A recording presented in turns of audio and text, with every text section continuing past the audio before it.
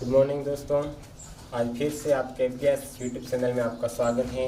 आपके सामने मैं हाजिर हुआ गणित की क्लास के लेकर। मैंने पिछली बार आपके गणित क्लास में निर्देशांक ज्यामिति का एक टॉपिक पूरा किया है। आज मैं एक नया टॉपिक के साथ आपके सामने पेश हुआ हूँ। आपने इस वीडियो को देखा होगा। आपके सामने एक टॉपिक लेकर आया मैं, केंद्रीय प्रवृत्ति के माप। अध्याय है 17वां, उसका नाम है केंद्रीय प्रवृत्ति के माप। वो अध्याय आपका 6 नंबर का आता है। कितने नंबर का आता है? 6 नंबर का टॉपिक आता है। उसमें माध्यक, बहुलक और माध्य ये पूछे जाते हैं अधिकतम। तो आपको केंद्रीय प्रवृत्ति के माप आपको मैं पूछता हूँ तो बताता हूँ। 17वां अध्याय है आपका, क्या नाम है? केंद्रीय प्रवृत्ति का माप।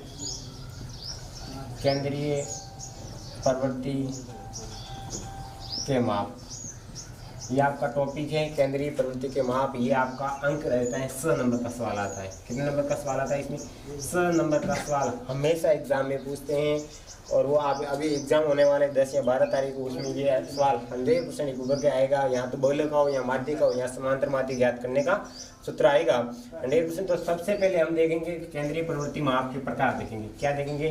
प्रकार। आपको मैं छोटी सी पहले से बताता हूँ कौन कौन से आते हैं। तो इनके प्रकार 2 प्रकार के होते हैं। तो गणितीय संबंधित होता है, एक स्थिति संबंधित प्रकार होते हैं। पहले हम लिखेंगे गणितीय माध्य। तो पहला आपका गणितीय माध्यम कौन सा है? गणितीय माध्यम।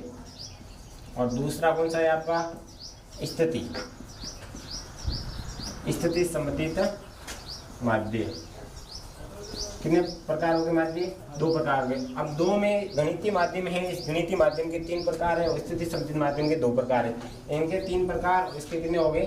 2 प्रकार। हम इसमें 3 प्रकार है, गणितीय माध्यम में 3 प्रकार है। तीनों में से एक ही प्रकार पढ़ते हैं। आपके आगे जाओगे, 12वीं क्लास में जाओगे तब आपको ये काम आएंगे। 10th क्लास में तो एक ही प्रकार का माध्य आता है, वो है आपका समांतर माध्य। पहला टॉपिक आपका समांतर माध्य।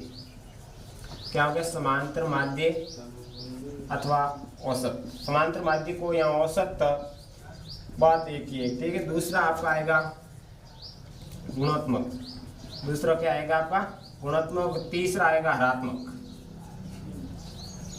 ये कितने टॉपिक हो गए आपके? 3 टॉपिक हो गए। कितने टॉपिक हो गए? 3 माध्य हो गए। इसके प्रकार गणितीय माध्यम का पहला है समांतर माध्य, दूसरा गुणात्मक, तीसरा है हरात्मक। यहाँ पीछे हम लिख देंगे माध्य और यहाँ पे लिख देंगे माध्य, ठीक है। अब स्थिति संबंधित माध्य में कितने प्रकार के होते हैं? 2 प्रकार के होते हैं। कितने प्रकार के होते हैं? 2 प्रकार के। कौन कौन सा? पहला है आपका माध्यिक और दूसरा है आपका बहुलक। क्या है आपका? बहुलक। कितने प्रकार हो गए? 2 हो गए।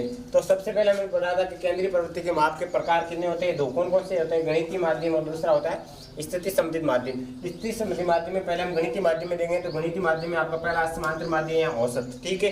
ये हमारा इस 10th क्लास में ये टॉपिक को लेते हैं, समांतर माध्य अथवा औसत। इसके 3 प्रश्नावली आपकी किताब में दे रखी है, 17.1, 17.2 और 17.3 के मैं सवाल हल कराऊंगा। उसमें आपको एक समांतर माध्य और औसत ज्ञात करने का भी पूछा हुआ है। फिर आपकी गुणात्मक और हरात्मक इस प्रश्नावली में आपको दे रखा नहीं। ये आपको 12th क्लास में यहाँ जाऊंगी तब आपके एक काम आएंगे। तो सबसे फिर आपका स्थिति संबंधित माध्य। स्थिति संबंधित माध्य को बहुलक दोनों आपकी किताब में 10th क्लास में दे रखे हैं और दोनों में से 101% अथवा में सवाल आता है। यहाँ तो आपको बहुलक का पूछा हुआ होता है या माध्य का पूछा हुआ होता है। अधिकतर सवाल इनों का पूछा जाता है और कभी समांतर माध्य का भी पूछ लिया जाता है। तो हमारे यहाँ 3 टॉपिक का अध्ययन करेंगे। तो सबसे पहले करेंगे समांतर माध्य तथा औसत और दूसरा करेंगे माध्य व बहुलक का। तो कितने टॉपिक हो गए आपके? 3 टॉपिक हो गए। पहला तो समांतर माध्य होगा, फिर आपका माध्यिक होगा, फिर क्या होगा आपका? बहुलक में अनेक प्रकार के आपके सवाल बनेंगे। उस सवालों को मैं हल कराऊंगा। तो सबसे पहले हम लेंगे समांतर माध्य। कौन सा लेंगे? समांतर माध्य। तो मैंने समांतर माध्य ले लिया। समांतर माध्य। समांतर माध्य में अब समांतर माध्य ज्ञात करने का सूत्र क्या होता है? तो सूत्र लिख दो आप, आंकड़ों का योग बटा आंकड़ों की लिख दो आपका संख्या।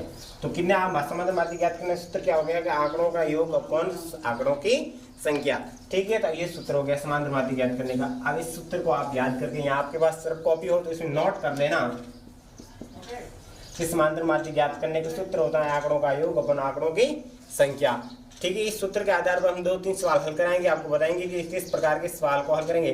तो सबसे पहले एक सवाल है, मैं आपको सवाल लिख रहा हूँ, देखते जाना कि सवाल को किस प्रकार इसमें लागू किया जाता है। तो पहला सवाल है कि एक विद्यालय में कार्यरत प्रधानाध्यापक, एक विद्यालय में कार्यरत कितने प्रधानाध्यापक समेत 5 टीचर है। प्रधानाध्यापक समेत कितने टीचर है? 5 टीचर है। उनका मासिक वेतन दे रखा है। क्या दे रखा है? वेतन दे रखा है। वेतन कितना कितना दे रखा है? पहला वेतन आपको दे रखा है 8,000 रुपये। कितना दे रखा है? 8,000। दूसरा दे रखा है 5,000। तीसरा दे रखा है आपको 4,000 और चौथा दे रखा है आपको 2,500 और पांचवा दे रखा है 1,500। अब ज्ञात क्या करना है कि एक विद्यालय में कार्यरत प्रधानाध्यापकों की 5 कर्मचारियों का वेतन क्रमशः दे रखा है। तो विद्यालय में कर्मचारियों का औसत मासिक वेतन ज्ञात करना है। अब नाम क्या आया? औसत, मतलब समांतर माध्य हो गया। समांतर माध्य औसत का बात है कि तो समांतर माध्य ज्ञात करना है। तो सर्वप्रथम पहले सूत्र क्या होता है? आप देखो ये सवाल लिख दिया मैंने, ठीक है। अब सूत्र क्या होता है समांतर माध्य ज्ञात करने का? तो मैंने लिख दिया है समांतर माध्य। समांतर माध्य बराबर सूत्र क्या होता है कि आंकड़ों का योग बटा आंकड़ों की संख्या। आंकड़ों की संख्या। सूत्र क्या होता है कि समांतर माध्य बराबर आंकड़ों का योग बटा आंकड़ों की संख्या। एक आपको सवाल दे रखा है कि विद्यालय में कर्मचारी प्रधानाध्यापक समेत 5 कर्मचारी हैं, उसका मासिक वेतन दे रखा है। तो औसत मासिक वेतन ज्ञात करना है। तो आपको देखिए आंकड़ों का योग मतलब जो आंकड़े दे रखे हैं उनको तो जोड़ो। योग का मतलब क्या करना है? जोड़ो। फिर देखना है कि आंकड़ों की संख्या, आंकड़ों की संख्या कितनी है गिनो। 1 2 3 4 और 5। तो कितनी टोटल हो गया आंकड़ों की संख्या? 5। और आंकड़ों का योग कितना हो गया? ये वाला। तो अब देखिए इसको जोड़ दें। तो मैंने लिख दिया 8,000 प्लस 5,000 प्लस 4,000 प्लस 2,500 प्लस 1,500 बट्टा कितना हो गया आपका? 5। कितना हो गया? 5। क्योंकि आंकड़ों की संख्या आपको कितनी देर की? 5। अब इन संख्याओं को हमें क्या करना है? जोड़ना है। ये संख्या आप देखो जोड़ने दिखती तो आपको बड़ी है, ठीक है। अब जोड़ना है तो आसानी से जोड़ो। पहले 0 0 लगा दो। 1 0 2 0 3 0 4 0 सेम क्या सेम है? तो यहाँ पे लिख दो आप 0। लिख दिया 0। वापस ये 0 है, ये 0 ये 0 ये 0 ये 0 लगवा 2 0 हो गया कंप्लीट बात। अब देखो 5 5 कितने हो गए? 10 10 और ये 0। कोई बात नहीं, जोड़ो 10 0। तो लिख दो यहाँ पर भी 0। हासिल लग गया आपका 1। कितने लग गए? 1। 1 और 1 कितना हो गया? 2 हो गया। कितना हो गया? 2 और 2 2 4 4 4 8 8 8 16 16 और 5 कितने हो जाते हैं? 16 और 5 हो जाते हैं 21। कितना हो जाता है आपके? 21। तो टोटल कितने हो गए? 21 जाए। 21 में किसका देना है भाग? 5 का देना है। किसका भाग देना है? 5 का भाग देना है। तो सिंपल लेते हैं, भाग देते हैं। तो कई बार आप क्या करते हो, रफ कॉपी आपके एक्स्ट्रा होती है तो इस प्रकार भाग देते हो तो आपको काफी हद तक तो टाइम तो खराब हो जाता है, परंतु आपका लगभग गलत होने का चांस बिल्कुल कम रहता है। और आपको अगर जल्दी ही करना है, टाइम खराब नहीं करना है, तो सीधे भाग दे दो। 5 का भाग 21 में दे दो, डायरेक्ट कितनी बार जाएगा? 4 बार जाएगा। पीछे कितने बच गया? 1 में कितने? 10 10 में आ गई 2 और फिर 2 0 उतार लो, पीछे 4200। तो कितना आ जाएगा औसत मासिक वेतन आपके? 4200 रुपये आ जाएंगे। तो सबसे पहले हमने क्या किया था? समांतर माध्य ज्ञात करने सवाल था। क्या सवाल था कि एक विद्यालय में कार्यरत प्रधानाध्यापक समेत 5 कर्मचारियों का वेतन दे रखा है। वेतन कितना दे रखा है आपको? 8,000 5,000 4,000 2,500 और 1,500 ये दे रखा है आपको। औसत मासिक वेतन देना, ये वेतन दे रखा है आपको। ज्ञात क्या करना है? औसत मासिक वेतन। ये आपको क्या ज्ञात करना था कि औसत मासिक वेतन ये आपको ज्ञात करना था। तो मैंने सूत्र लगा दिया समांतर माध्य। समांतर माध्य बराबर क्या होता है? आंकड़ों का योग बटा आंकड़ों की संख्या। तो आंकड़ों का योग मिला 8,000 प्लस 5,000 प्लस 4,000 प्लस 2,500 प्लस 1,500 कर दिए। दोनों को जोड़े तब कितने हो गए? 21,000। 21,000 में मैंने किसका भाग दे दिया? 5 का भाग दे दिया। कितने बार किया? 4,200। तो ये कितना आ गया? औसत मासिक वेतन कितना आ गया आपका? 4200 आ गया। इससे आगे और रिलेटेड सवाल हम हल करवाते हैं। तो वो सवाल है आपका कि प्रथम 10 विषम संख्याओं का औसत मासिक वेतन ज्ञात करो। सवाल क्या है कि प्रथम 10 विषम संख्याओं का औसत मासिक वेतन ज्ञात करो। औसत मासिक वेतन ज्ञात करो। अब सवाल क्या दे रखे? कुछ संख्या आप दे रखे नहीं। सवाल क्या दे रखे? प्रथम 10 विषम। तो हमें नाम क्या आया? विषम संख्या है। क्या आया? विषम संख्या। सम और विषम 2 संख्या होती है। आपको मैंने आप छोटे क्लास में 8वीं क्लास में आप पढ़ेंगे तब सम और विषम नाम आएंगे। तो सम संख्या उससे कहते हैं जिसमें 2 का पूरा पूरा भाग जाता है, वो संख्या क्या कहलाती है? आपकी सम। और विषम संख्या ऐसी संख्या है जिसमें 3 या 2 का पूरे भाग नहीं जाता, 3 का भाग जाता हो, 2 का भाग नहीं जाता है, वो संख्या कौन सी कहलाएगी? आपकी विषम की। और 2 का भाग जाता है वो क्या कहलाएगी? आपकी सम की संख्या कहलाएगी। तो पूछा क्या है कि 10 विषम संख्या, तो प्रथम 10 विषम संख्या में ज्ञात करना है। तो चलो हम देखते हैं। संख्या स्टार्ट होती है आपके 1 में क्या 2 का भाग जाता नहीं जाता, तो प्रथम 10 विषम संख्या क्या होगी आपकी 1। वापस दूसरी 2 में 2 का भाग जाता, 2 को छोड़ो वापस कितनी आ जाएगी आपकी 3 आ जाएगी। कितनी आ गई 3 के बाद 4 में 2 का भाग जाता है, तो छोड़ो तब क्या आ जाएगा सीधा यहाँ पे आपका 5, फिर आ जाएगा आपका 7, फिर आ जाएगा आपका 9, फिर आ जाएगा आपका 11, फिर आ जाएगा आपका 13, फिर आ जाएगा आपका 15, फिर आ जाएगा 17, फिर आ जाएगा 19। संख्या किलो 10 होगी क्या 1 2 3 4 5 6 7 8 9 और 10। टोटल संख्या कितनी होगी आपकी 10 होगी। तो बात कंप्लीट, क्योंकि आपको कितनी पूछी आपकी प्रथम 10 विषम संख्याओं का पूछा। पीछे विषम संख्या तो बहुत है, मतलब लेनी में कितनी है आपको 10 ही विषम संख्या लेनी है। तो अब देखिए पहले हम सूत्र लिखते हैं समांतर माध्य का। समांतर माध्य बराबर सूत्र क्या होता है कि आंकड़ों का योग बट्टा आंकड़ों की संख्या। ये सूत्र 100% आप याद कर लेना, ये सूत्र बहुत काम आता है। अगर इस सवाल को आगे हार्ड तो आपको सूत्र याद नहीं है तो क्या करोगे। ठीक है, अब सूत्र क्या हो गया कि आंकड़ों का योग बटा आंकड़ों की संख्या। तो अब देखना है कि आंकड़ों का योग ये वाला है, तो हम लिखते हैं आंकड़ों का योग। पहले लिखते हैं 1 + 3 + 5 + 7 + 9 + 11 + 13 + 15 + 17 + 19 लिख दिया मैंने। लिख दिया बट्टा आंकड़ों की संख्या कितनी आपकी 10 लिख लीजिए। अब जोड़नी, अब हमें इसको क्या करना है संख्या को जोड़ना, बाकी कुछ नहीं करना है। टोटल संख्याओं को जोड़ती है तब आपकी कितनी बनती है 100 आते हैं। कितने आते हैं 100, और फिर बाकी इसका देना है आपका 10 का, क्योंकि आंकड़ों की संख्या कितनी है 10 के लिए कितनी 10 विषम है। तो 1 2 3 4 5 6 7 10 कितनी संख्या होगी आपकी 10 होगी। तो मैंने आंकड़ों की संख्या कितनी 10 आ दी यहाँ पे 10। फिर आंकड़ों का योग किया, मतलब 1 3 5 7 9 11 13 15 17 19 को जोड़ा, तो योग कितना आएगा आपका 10। 100 आ गया, 100 में किसका भाग देना आपका 10 का भाग देना, तो कितना आ जाएगा 10। तो औसत मासिक वेतन कितना आ गया आपका 10 आ गया। कितना आ गया 10, तो इसका आंसर कितना आ जाएगा आपका 10। तो प्रथम 10 विषम संख्याओं का औसत मासिक वेतन कितना आ गया आपका 10। इस प्रकार शॉर्ट सिंपल सवाल आपको क्या करना है हल करना है। ये सवाल अगर आया तो आपको 3 नंबर का सवाल पूछेगा। इससे आगे एक सवाल है, बढ़िया सवाल है, वो आप सवाल को हल कराते हैं। 8 क्रमागत दे रखी, क्या दे रखी 8 क्रमागत संख्या दे रखी। अब क्रमागत संख्या कोई भी दे सकती है, जैसे विषम भी दे सकता है, सम भी दे सकता है। तो मैं आपको दे रखा हूं कि 8 क्रमागत विषम संख्याओं का औसत आपको पहले से दे रखा है 16 है। 8 क्रमागत विषम संख्याओं का औसत आपको कितना दे रखा है 16 दे रखा है।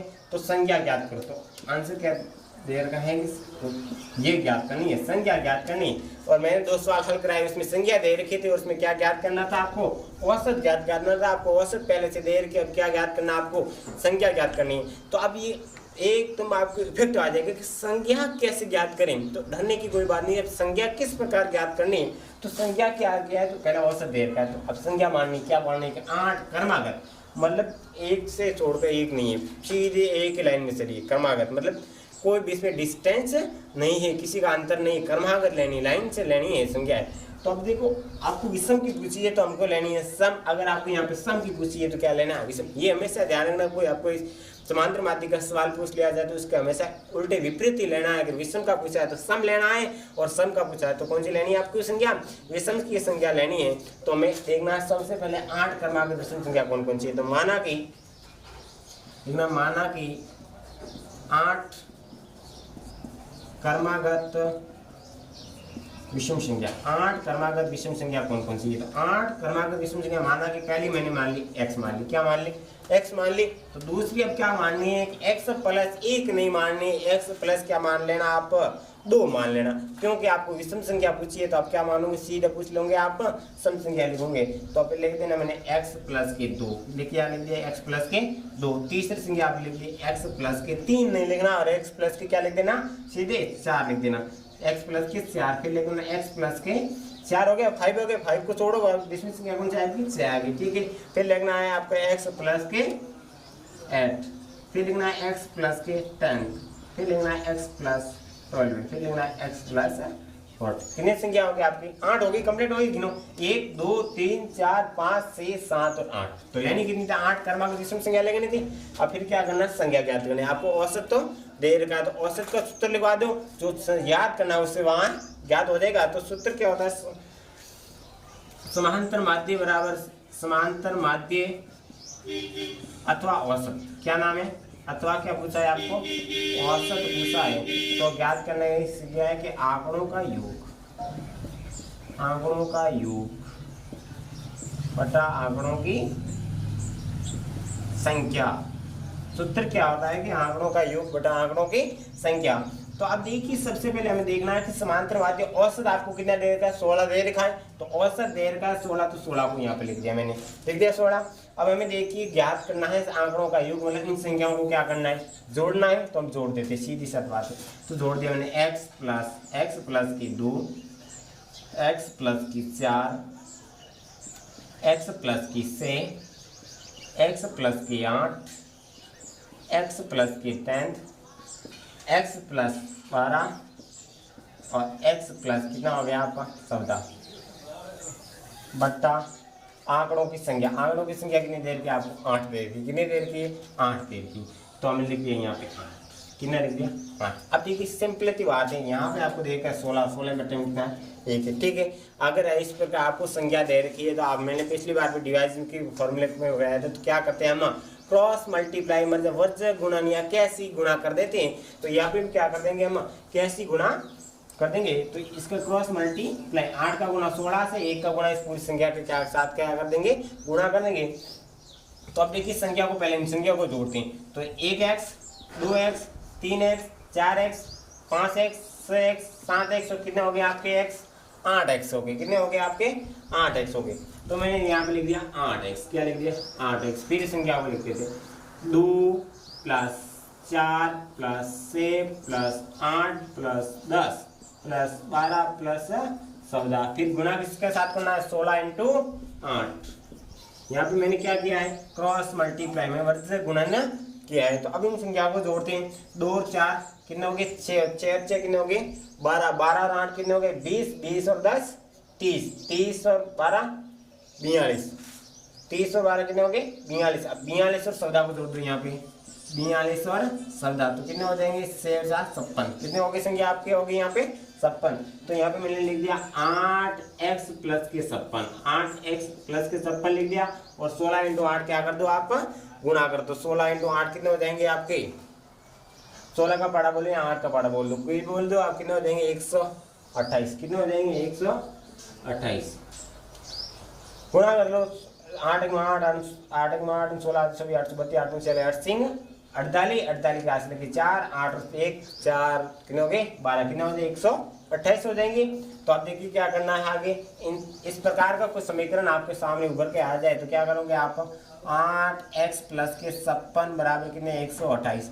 अब आपको x का मान ज्ञात करना है, तो इसको क्या कर दो मैं? पक्षांतरी प्लस का सिना पक्षांतर करेंगे तब किस में जाएगा? माइनस में जाएगा। किस में जाएगा? माइनस में जाएगा। तो मैंने लिख दिया यहाँ पे 8x बराबर हो गया 188 माइनस के क्या हो गया आपका? 56।